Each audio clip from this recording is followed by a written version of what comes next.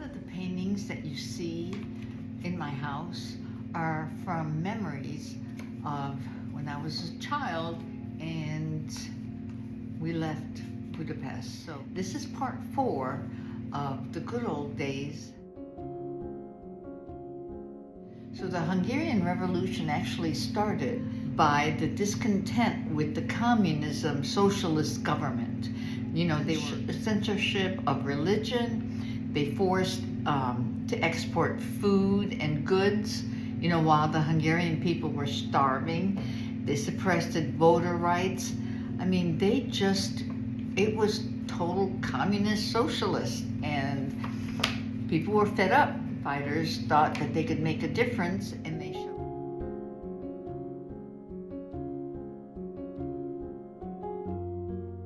They did for a minute. 3,000 people died, and the Russians, you know, left Budapest, Hungary, and for 13 days it was quiet, and people thought that, you know, things would turn back into normal. But on November 4th, the Russians came back with a vengeance. And they brought 1,200 tanks, 75,000 troops, and when they rolled into Hungary, they shot at everything. It didn't matter if it moved or not.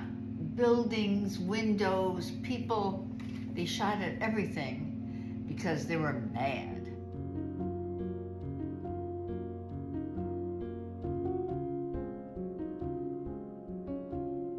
I was 4.5, and we lived in a basement apartment that was given to my mom and dad as a wedding gift from the general.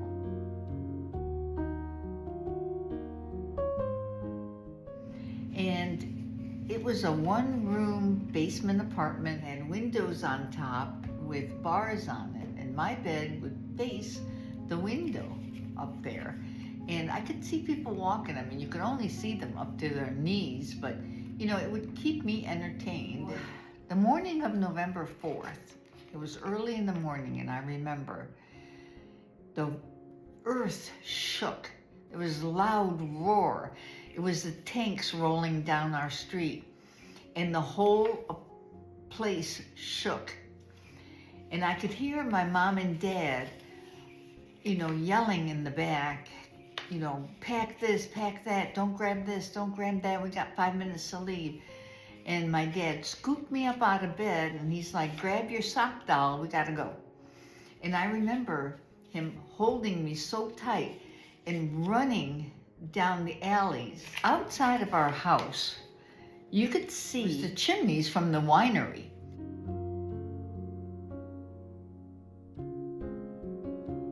And I was very familiar with those chimneys because my nannies from upstairs that would take me for a walk every day through the park, we had to go past the water tower.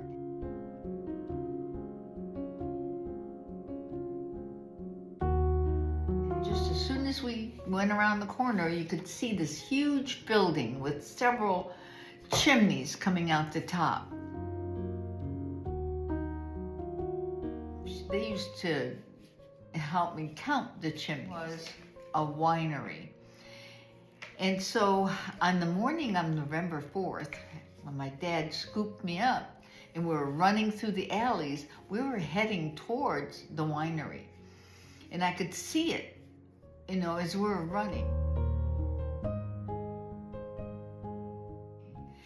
And when we got to the winery, my dad banged down the door real loud, and these 2 men came and swung open the door, and we went inside, and they closed the door behind us, and we had to go down these terrible, thin, loud, creaky steps. And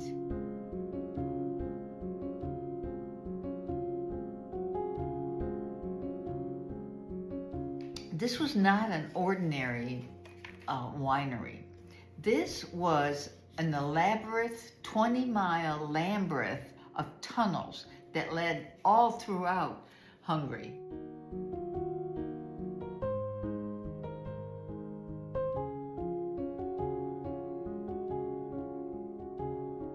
And And a lot of times this Lambeth would get flooded, and you could still, as soon as you step in, you could smell the musty, wet barrels that were down there. Finally ended up at this section of the Lambeth that had so many other people there. You can hear babies crying, you can hear, women crying, you can smell the men's cigarettes, down there for about 2 or 3 days.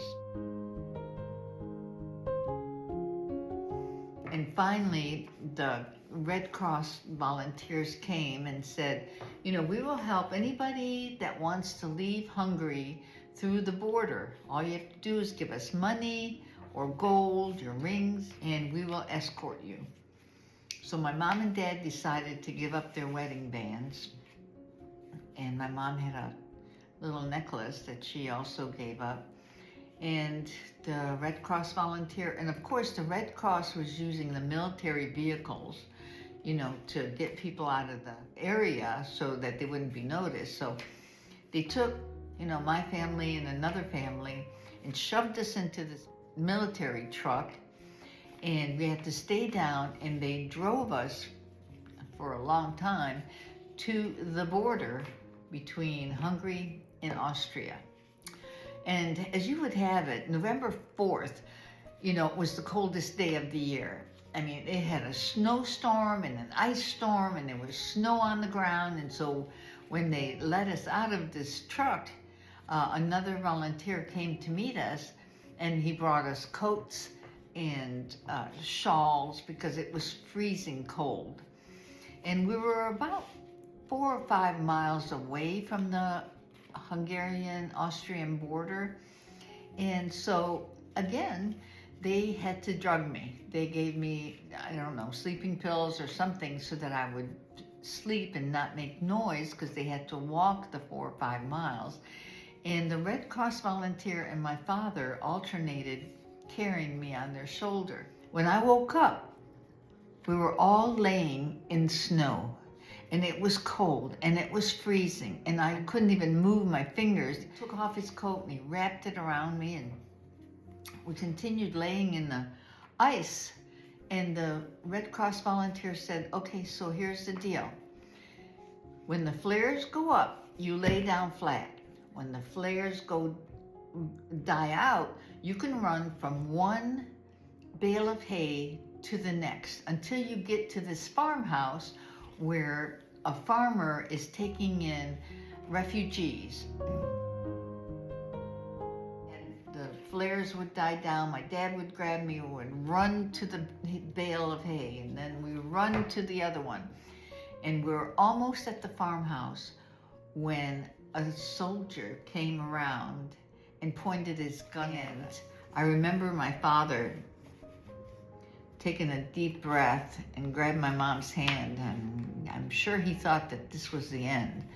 But as luck would have it, the soldier took pity on us, and all he said was, run, Szolaj, run.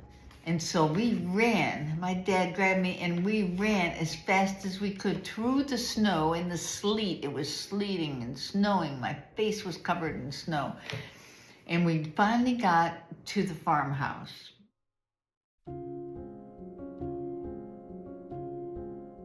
And this is what I remember.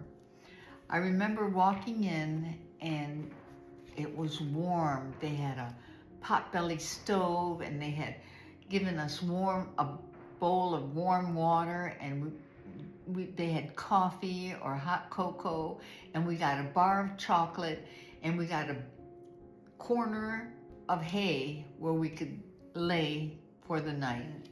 2 nights later, this wagon would come, and they would lay us on the wagon and then cover us with hay, and the farmer would take us to the train station that took us to the refugee camps. We went to a camp that was an old abandoned hospital up in the mountains. So many families. And it stunk so bad. And each family would get a bunk bed. That was it. You got your bunk bed and you could store your stuff there and you slept there and dressed there and that was it. And my mom and dad told me that they didn't sleep very much because a lot of people would come and steal your stuff when you were sleeping. So they would take turns sleeping. The men had chores to do, or they would go to the city and try to find work like day laborers. And the women would cook and wash clothes and take care of babies. My mom chose to be a babysitter, and so she watched quite a few children during the day. There was this big cowbell, and when the women rang the cowbell, we would go out and stand in line with a little bowl, and the women had these cast iron pots, and they would cook like potato soup, and you would get 1 scoop of potato soup a day. And then my father, would go in as a day laborer, and he would come home at night and bring bread or a salami or a piece of cheese. And we stayed at this refugee camp probably about 6 months. That my dad decided that we were going to go to France. Some relatives that lived in like the slums. Their kids were running around barefooted. All the kids took a bath in the same water. So they would fill up this barrel, and each child would get a chance to go in there and wash up and get out in the same water. Disgusting. So we stayed there for about over 4 years, and I went to school. I was a really good student, and in France what they did is if you were a good student, got all A's the first half of the year, then they would move you to the second class, advanced class. When we came to America, they put me back in the first grade because I couldn't speak a lick of English. That was it. And I remember the Red Cross volunteers in America gave us a 1-bedroom apartment above an old radio repair station, and we were so broke. We had cream of wheat and cream of rice every which way that you could possibly imagine. Cream of wheat with honey, cream of rice with cinnamon and sugar. And I remember my dad and my mom sitting at the kitchen table, and I must have been like 11 or 12, and my dad put down his soup spoon and said, "Helen, we are free." And at that time I didn't know what it meant, but just like in 1776 our founding fathers became free, the Hungarian Revolution gave freedom to over 200,000 people. And my father and my mother were one of them. So we are proud to be Americans. And I wish all of you a happy 4th of July. Thank you.